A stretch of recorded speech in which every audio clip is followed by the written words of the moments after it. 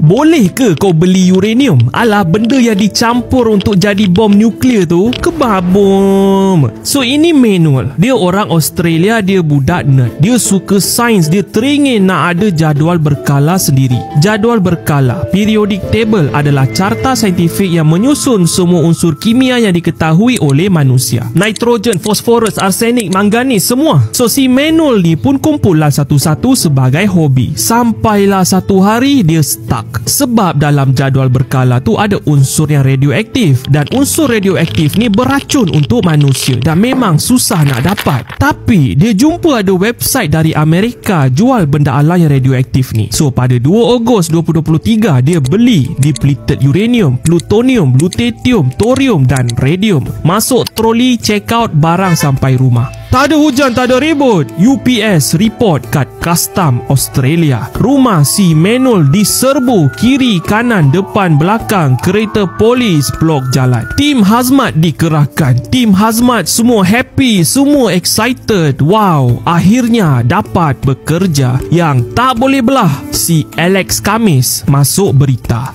So scary. So si Manuel dibuang kerja. Selama 2 tahun dia naik turun mahkamah. Akhirnya pada 11 April 2025 si Manuel bebas. Tapi kan, benda ni takkan jadi kalau dia ada lesen. Di Malaysia, kalau kau nak mohon lesen, kau boleh pergi ke portal Jabatan Tenaga Atom.